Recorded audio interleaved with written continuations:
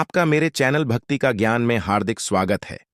मित्रों, क्या कभी आपने सोचा है कि अच्छे लोगों को भगवान अपने पास जल्दी क्यों बुला लेते हैं, या अच्छे लोगों की मृत्यु जल्दी क्यों हो जाती है? अच्छे लोगों के साथ बुरा क्यों होता है और अच्छे लोग दुखी क्यों रहते हैं? मित्रों, भगवान शिव जी ने बताया है कि अच्छे लोगों की मृत्यु जल्दी क्यों हो जाती है। मित्रों, अक्सर आपने देखा होगा कि अच्छे लोग मृत्यु को जल्दी प्राप्त हो जाते हैं। इसके पीछे एक गहरा रहस्य छिपा हुआ है। गरुड़ पुराण में जन्म और मृत्यु के गहरे रहस्य बताए गए हैं। उन्हीं रहस्यों में एक रहस्य ये भी है कि अच्छे लोगों की मृत्यु जल्दी क्यों हो जाती है। मित्रों, ये वीडियो अंत तक जरूर देखें, क्योंकि भगवान शिव जी ने एक कथा के माध्यम से माता पार्वती जी को बताया है कि अच्छे लोगों की मृत्यु जल्दी क्यों हो जाती है। मित्रों, यह एक बहुत ही गहरी और भावनात्मक सोच है, जिसे कई लोग जीवन में कभी न कभी महसूस करते हैं। ऐसा महसूस होना स्वाभाविक है, खासकर जब हम किसी अच्छे इंसान को खो देते हैं या देखते हैं कि बुरे लोग बिना किसी परेशानी के जी रहे हैं। मित्रों, जीवन और मृत्यु प्रकृति के नियम हैं, जिन पर हमारा कोई नियंत्रण नहीं है। कभी कभी हमें ऐसा लगता है कि अच्छे लोग जल्दी चले जाते हैं क्योंकि उनकी कमी हमें ज्यादा महसूस होती है। उनका प्यार, दया और अच्छाई ऐसी विरासत छोड़ जाती है जिसे भुला पाना मुश्किल होता है। मित्रों, जब हम किसी अच्छे इंसान को खोते हैं तो वो खालीपन बहुत गहरा होता है। अच्छे लोग अपने आसपास के लोगों की जिंदगी में रोशनी की तरह होते हैं। उनकी अच्छाई, सहानुभूति और निस्वार्थता दूसरों के दिलों को छू जाती है। इसलिए जब वे चले जाते हैं तो उनकी कमी हमें ज्यादा महसूस होती है।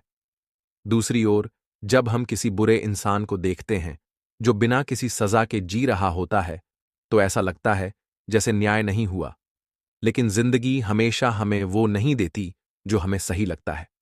कुछ लोग इसे कर्म का चक्र मानते हैं। देर सवेर हर किसी को अपने कर्मों का फल मिलता है, भले ही वो हमें ना दिखे। मित्रों, मृत्यु का समय और तरीका भगवान की इच्छा या ईश्वरीय नियमों के अधीन होता है। इंसान के जीवन और मृत्यु पर उसका बस नहीं है। मित्रों, अच्छे लोगों की मौत जल्दी हो जाने के पीछे कई कारण होते हैं, लेकिन जीवन में आपको यह जानना होगा कि मृत्यु के पश्चात अच्छे और बुरे कर्मों का क्या होता है। मित्रों, मृत्यु के बाद आत्मा को उसके कर्मों के आधार पर नया जन्म मिलता है। अच्छे कर्म करने वालों को बेहतर जीवन मिलता है, जबकि बुरे कर्म करने वालों को कठिनाइयों से भरा जीवन मिलता है। जिनके पुण्य बहुत अधिक होते हैं वे स्वर्ग जाते हैं, जहां आत्मा को दिव्य सुख प्राप्त होता है। वहीं पाप करने वालों को नरक में भेजा जाता है, जहां उन्हें उनके कर्मों के अनुसार दंड भुगतना पड़ता है। जो व्यक्ति अच्छे कर्मों और भक्ति से जीवन व्यतीत करता है, वह जन्म मरण के चक्र से मुक्त होकर मोक्ष प्राप्त करता है और परमात्मा में विलीन हो जाता है। मित्रों, मृत्यु के बाद आत्मा नहीं, बल्कि कर्मों की ऊर्जा नए जीवन में प्रवाहित होती है। अच्छे कर्म अच्छे पुनर्जन्म का कारण बनते हैं, जबकि बुरे कर्म दुखद पुनर्जन्म का कारण बनते हैं। मित्रों, अच्छे कर्म करने से आत्मा हल्की हो जाती है और मृत्यु के बाद उसे शांति मिलती है। बुरे कर्म आत्मा पर बोझ बन जाते हैं, जो नए जन्म में भी उसे प्रभावित करते हैं। इसके विषय में मैं आपको एक महत्वपूर्ण कथा सुनाता हूं, जो ज्ञान से परिपूर्ण है। मित्रों, बहुत समय पहले की बात है। उज्जैनी के महान राजा विक्रमादित्य न्यायप्रिय और दयालु शासक थे। वे हमेशा सत्य और धर्म के मार्ग पर चलते थे, प्रजा की सेवा करते और जरूरतमंदों की मदद में आगे रहते। उनकी दया और न्याय की कहानियां दूर दूर तक प्रसिद्ध थीं। एक रात जब राजा गहरे ध्यान में बैठे थे, तभी उनके सामने एक तेज रोशनी प्रकट हुई। उस रोशनी में एक यमदूत प्रकट हुआ। विक्रम ने शांत स्वर में पूछा, यमदूत, तुम यहां क्यों आए हो? यमदूत ने सिर झुकाकर कहा, राजन, आपके जीवन का समय पूरा हो गया है। मैं आपको यमलोक ले जाने आया हूं। राजा विक्रम मुस्कुराए और बोले, क्या मैं जान सकता हूं कि मेरे कर्मों का हिसाब क्या है? यमदूत ने कहा, आपके जीवन में दो प्रकार के कर्म हैं, अच्छे और बुरे। आपके पुण्य असीमित हैं। आपने गरीबों को सहारा दिया, असहायों की रक्षा की और सत्य के मार्ग पर चले। लेकिन शब्द सुनकर राजा ने उत्सुकता से पूछा, लेकिन क्या? यमदूत ने उत्तर दिया, जीवन में एक बार आपने गलती से एक निर्दोष को कठोर दंड दिया था। भले ही वह अज्ञानता में हुआ, पर कर्म का नियम अटल है। आपके पुण्य आपको स्वर्ग में ले जा सकते हैं, पर इस पाप का प्रायश्चित किए बिना मुक्ति संभव नहीं। राजा विक्रम ने गहरी सांस ली और कहा, यदि मेरे कर्म का फल भुगतना आवश्यक है तो मैं तैयार हूं। लेकिन क्या कोई रास्ता है जिससे आत्मा को मुक्ति मिल सके? यमदूत ने कहा, जी हां, अच्छे कर्म बुरे कर्मों का बोझ हल्का कर सकते हैं।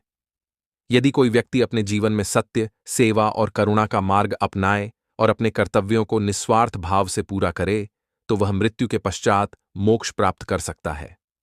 तब विक्रम ने कहा, यदि मेरे कर्मों का फल निश्चित है तो मैं इसे सहर्ष स्वीकार करता हूं, लेकिन मैं अपने जीवन की अंतिम सांस तक अच्छे कर्म करता रहूंगा ताकि मेरे पापों का भार हल्का हो सके।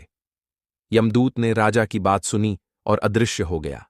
अगले दिन से राजा विक्रम ने और भी अधिक सेवा कार्य शुरू किए। उन्होंने न्याय को सर्वोपरि रखा, जरूरतमंदों की सहायता की और अपना जीवन परोपकार में लगा दिया। जब उनकी मृत्यु का समय आया, तब यमदूत पुनः प्रकट हुआ। इस बार वह मुस्कुराया और कहा, राजन, आपके कर्मों की शक्ति ने आपके पापों को नष्ट कर दिया है। अब आप मोक्ष के अधिकारी हैं। राजा विक्रम ने शांत मन से अपनी आंखें मूंद लीं और उनकी आत्मा प्रकाश में विलीन हो गई। मित्रों, अच्छे कर्म मृत्यु के बाद भी हमारी आत्मा को हल्का कर देते हैं। जीवन में गलती होना स्वाभाविक है, लेकिन सच्चाई, दया और सेवा से हम अपने पापों का प्रायश्चित कर सकते हैं। मृत्यु से डरना नहीं चाहिए, डरना चाहिए बुरे कर्मों से। मृत्यु के पश्चात कोई आत्मा फिर से इंसान का जन्म पाती है तो कोई जानवर का जन्म पाती है। जब तक आत्मा को मोक्ष की प्राप्ति नहीं होती, तब तक उसे किसी न किसी योनि में जन्म लेना पड़ता है। मित्रों, अच्छे लोगों की मृत्यु जल्दी क्यों हो जाती है? एक समय की बात है जब भगवान भोलेनाथ और माता पार्वती कैलाश में बैठे थे। तभी माता पार्वती के मन में एक विशेष प्रश्न उठता है, जिसे जानने के लिए वे बहुत उत्साहित हो जाती है और उसी के बारे में सोचने लगती हैं। तभी भगवान शिव जी माता पार्वती से कहते हैं, हे प्रिय, आप क्या सोच रही हैं? तब माता पार्वती हैं, हे स्वामी, एक दिन जब मैं पृथ्वी लोक का भ्रमण कर रही थी तो मैंने देखा कि जो अच्छे लोग हैं वे दुखी और परेशान हैं, जबकि बुरे लोग खुशी से जीवन जी रहे हैं। आज मैं उसी के बारे में सोच रही हूं कि ऐसा क्यों होता है, क्या इसके पीछे कोई बड़ा रहस्य है, तथा मैं यह भी जानना चाहती हूं कि अच्छे लोगों की मृत्यु जल्दी क्यों हो जाती है। तब भगवान शिव जी कहते हैं, हे प्रिय, आपका प्रश्न अति उत्तम है। आपने समस्त मानव जाति के लिए अत्यंत महत्वपूर्ण प्रश्न किए हैं। मैं आपको आपके प्रश्नों का उत्तर एक अत्यंत महत्वपूर्ण कथा के माध्यम से सुनाता हूं। इस कथा को आप ध्यानपूर्वक सुनना, आपको आपके प्रश्नों के उत्तर मिल जाएंगे। भगवान शिव जी कहते हैं, हे प्रिय, जो भी मनुष्य इस कथा का ध्यानपूर्वक श्रवण करता है, उसे जीवन के विषय में महत्वपूर्ण ज्ञान प्राप्त होता है और उसके अनेकों कष्टों का निवारण हो जाता है। माता पार्वती कहती हैं, हे स्वामी, आप मुझे वह कथा सुनाएं, मैं कथा को ध्यानपूर्वक अंत तक सुनूंगी। तब भगवान शिव कथा सुनाते हुए कहते हैं, हे प्रिय, बहुत समय पहले एक गांव में धर्मदत्त नामक एक किसान रहता था। वह अत्यंत सज्जन, दयालु और धर्मपरायण व्यक्ति था। वह प्रतिदिन न केवल अपनी भूमि की देखभाल करता, बल्कि जरूरतमंदों की सहायता करता, भूखों को भोजन कराता और हमेशा सत्य और अहिंसा के मार्ग पर चलता। उसकी एक सुंदर पत्नी थी, वह भी धर्मपरायण स्त्री थी। दोनों खुशी से एक दूसरे के साथ जीवन व्यतीत करते थे। लेकिन एक बार गांव में भयंकर सूखा पड़ा। नदियां सूख गईं, फसलें मुरझा गईं और लोगों के पास खाने को अन्न नहीं बचा। ऐसे समय में धर्मदत्त ने अपनी जमा पूंजी से अन्न खरीदा और गांव वालों में बांटना शुरू कर दिया। जब उससे पूछा गया कि वह अपने परिवार के लिए अन्न क्यों नहीं बचा रहा, तो उसने मुस्कुराकर कहा, जब मेरा पूरा गांव भूखा है तो मैं अकेले पेट भरकर कैसे जी सकता हूं। उसकी पत्नी कभी कभी चिंतित होकर कहती, हे स्वामी, हमें भी अपने भविष्य के बारे में सोचना चाहिए। इतना अन्न बांट देंगे तो कल हमारे पास क्या बचेगा। धर्मदत्त हंसकर उत्तर देता, कल की चिंता मैं भगवान पर छोड़ता हूं। आज अगर मैं किसी भूखे की मदद कर सका तो यही मेरा सबसे बड़ा पुण्य है। वहीं उसी गांव में कालू नामक एक अन्य व्यक्ति भी रहता था, जो छल, कपट और बुराई में लिप्त था। वह लोगों को ठगता, दूसरों की संपत्ति हड़प लेता और अपने सुख के लिए किसी का भी अहित करने से नहीं हिचकिचाता। जब गांव में सूखा पड़ा तो उसने अपने गोदाम में अन्न छिपाकर रखा और ऊंचे दामों पर लोगों को बेचना शुरू कर दिया। गरीब लोग भूखे मर रहे थे, पर कालू को इसकी परवाह नहीं थी। कालू अक्सर धर्मदत्त को ताना मारता, अरे धर्मदत्त, तू तो बड़ा पुण्यात्मा बनता है। देखना, तेरी दानवीरता तुझे कहीं का नहीं छोड़ेगी। अंत में तू खुद भूखा मरेगा। लेकिन धर्मदत्त इन बातों पर ध्यान नहीं देता और अपना परोपकार का कार्य करता रहा। एक दिन अचानक धर्मदत्त बीमार पड़ गया। गांव वालों ने बहुत कोशिश की, लेकिन उसकी हालत बिगड़ती गई। आखिरकार एक दिन उसने अपने प्राण त्याग दिए। पूरे गांव में शोक की लहर दौड़ गई। सब लोग कहने लगे, भगवान ने इतना अच्छा इंसान क्यों छीन लिया? धर्मदत्त जैसे सज्जन व्यक्ति की इतनी जल्दी मृत्यु क्यों हो गई, जबकि कालू जैसे लोग आज भी सुखी जीवन जी रहे हैं? मृत्यु के बाद जब धर्मदत्त की आत्मा स्वर्ग पहुंची तो उसे यमराज के दरबार में बुलाया गया। धर्मदत्त ने हाथ जोड़कर पूछा, हे प्रभु, मैंने जीवन भर भलाई की, फिर भी मेरी मृत्यु इतनी जल्दी क्यों हो गई? यमराज ने मुस्कुराते हुए कहा, पुत्र, तुम्हारे पिछले जन्मों के कुछ पाप शेष थे, जिन्हें इस जन्म में समाप्त करना आवश्यक था। तुम्हारी भलाई और पुण्य इतने महान थे कि उन पापों का नाश शीघ्र ही हो गया। इसलिए मैंने तुम्हें जल्दी बुला लिया, ताकि तुम इस संसार के दुखों से मुक्त होकर स्वर्ग के आनंद का अनुभव कर सको। फिर यमराज ने कहा, रही बात कालू जैसे लोगों की, वे भले ही आज सुख भोग रहे हैं, लेकिन वे अपने पुराने पुण्यों का फल भोग रहे हैं। जब उनके पुण्य समाप्त हो जाएंगे तो उनके पाप उन्हें दंड दिलाएंगे। धर्मदत्त की आत्मा भगवान के चरणों में लीन हो गई और उसे मोक्ष प्राप्त हुआ। उधर कालू ने लंबा जीवन जिया, लेकिन उसके लालच और बुरे कर्मों का फल उसे अगले जन्म में भोगना पड़ा। मित्रों, कालू कभी भी जीवन में कोई पुण्य काम नहीं करता था। कालू ने अपने जीवन में कई पाप किए थे, गरीबों का शोषण, जरूरतमंदों की मदद न करना और स्वार्थ के लिए दूसरों का अपमान करना। जब उसकी मृत्यु हुई तो उसकी आत्मा यमलोक पहुंची। वहां चित्रगुप्त ने उसके जीवन के सारे कर्मों का हिसाब रखा। चित्रगुप्त बोले, कालू, तुमने पिछले जीवन में अत्यधिक पाप किए हैं। तुम्हारे कर्मों का फल तुम्हें अगले जन्म में भोगना होगा। कालू की आत्मा डर गई और उसने विनती की और बोला, क्या कोई रास्ता नहीं है जिससे मैं इन पापों से बच सकूं? चित्रगुप्त गंभीर स्वर में बोले, हर आत्मा को अपने कर्मों का फल भोगना पड़ता है। अब तुम्हारा नया जीवन इस संसार में प्रारंभ होगा। कालू ने अगले जन्म में कर्णेश नाम के व्यक्ति के रूप में जन्म लिया। वह एक गरीब परिवार में पैदा हुआ। जन्म से ही उसके जीवन में दुखों की कोई कमी नहीं थी। घर में गरीबी थी, माता पिता बीमार रहते थे और भोजन के लिए उसे दूसरों के खेतों में मजदूरी करनी पड़ती थी। जब वह बड़ा हुआ तो उसने कई बार मेहनत करके अपना जीवन सुधारने की कोशिश की, लेकिन हर बार किस्मत उसके खिलाफ रही। जहां वह काम करता वहां उसे अपमानित किया जाता, लोग उसे धोखा देते और कभी कभी तो उसे भूखा ही सोना पड़ता। एक दिन ऐसा आया जब गांव में अकाल पड़ा। लोग भूख से तड़पने लगे। कर्णेश ने बहुत कोशिश की कि किसी से मदद मिल जाए, लेकिन कोई भी उसकी सहायता को आगे नहीं आया। ठीक वैसे ही जैसे पिछले जन्म में कालू ने धर्मदत्त और गांव वालों के साथ किया था। उसे याद नहीं था कि उसने पिछले जन्म में कितनी बुराइयां की थीं, लेकिन उसके कर्मों का फल उसे एक एक करके मिल रहा था। जब वह लोगों से मदद मांगने जाता तो लोग उसे धक्के देकर भगा देते।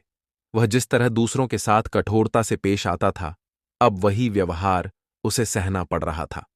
एक दिन कर्णेश बहुत बीमार हो गया और गांव के मंदिर के बाहर बेसुध होकर गिर पड़ा। वहीं एक साधु आ रहे थे।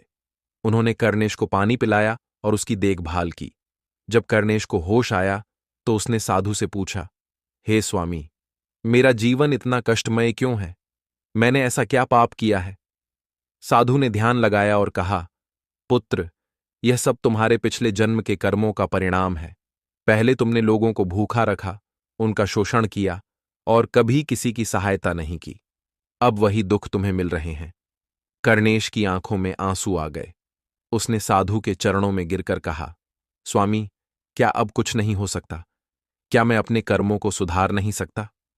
साधु ने उसे समझाया, हर कर्म का प्रभाव होता है, लेकिन सच्चे हृदय से पश्चाताप और सेवा करने से पुराने पाप कम हो सकते हैं। अगर तुम अब अच्छे कर्म करो, दूसरों की मदद करो और सच्चे मन से प्रायश्चित करो, तो तुम्हारा भविष्य सुधर सकता है। उस दिन के बाद कर्णेश ने अपना जीवन बदल लिया। वह मजदूरी करता, लेकिन जितना भी कमाता उसमें से थोड़ा जरूरतमंदों को दान करता। वह बीमारों की सेवा करता, पशुओं की देखभाल करता और हर प्राणी में ईश्वर को देखने लगा। धीरे धीरे उसके जीवन में सुख आना शुरू हुआ। उसके कर्मों के फल बदलने लगे और जब उसकी मृत्यु हुई तब वह एक संत के रूप में इस संसार को छोड़कर गया। अगले जन्म में उसे पुण्य आत्मा के रूप में जन्म मिला, जहां उसने शांति और आनंद का अनुभव किया। मित्रों, हर कर्म का फल अवश्य मिलता है। बुरे कर्म दुख देते हैं और अच्छे कर्म सुख लाते हैं। अगर मनुष्य अपने बुरे कर्मों से सीख लेकर अच्छा बनने का प्रयास करे तो वह अपने भाग्य को बदल सकता है। भगवान शिव ने माता पार्वती से कहा, देवी, अच्छे लोगों की मृत्यु जल्दी इसलिए हो जाती है क्योंकि वे अपने शेष कर्मों का फल शीघ्र भोगकर इस संसार के दुखों से मुक्त हो जाते हैं। वहीं बुरे लोग अपने पापों के कारण सांसारिक बंधनों में फंसे रहते हैं ताकि वे अपनी बुराइयों के फलों को पूर्ण रूप से भोग सकें। माता पार्वती ने सिर झुकाया और बोली, हे स्वामी, आज आपने मेरे मन के प्रश्न का समाधान कर दिया। अब मुझे समझ आ गया कि मृत्यु का समय पुण्य और पापों के संतुलन से तय होता है। भगवान शिव मुस्कुराए और बोले, हे देवी, कर्म का चक्र अटल है। कोई भी इससे बच नहीं सकता, न अच्छे न बुरे। बस अच्छे लोग जल्दी मुक्त हो जाते हैं और परमात्मा के समीप पहुंच जाते हैं। अच्छे लोगों की मृत्यु जल्दी होना इस बात का संकेत है कि उनका संसार के बंधनों से मुक्त होने का समय आ गया है। उनके पुण्य उन्हें शीघ्र ही मोक्ष की ओर ले जाते हैं, जबकि बुरे लोग अपने पापों के कारण इस संसार में और अधिक बंधे रहते हैं। मित्रों, इस प्रकार भगवान शिव ने माता पार्वती को बताया कि अच्छे लोगों की मृत्यु जल्दी क्यों हो जाती है। अगर आपको ये वीडियो अच्छी लगी हो तो लाइक करें और शेयर करें और मेरे चैनल भक्ति का ज्ञान को सब्सक्राइब करें। आपका धन्यवाद।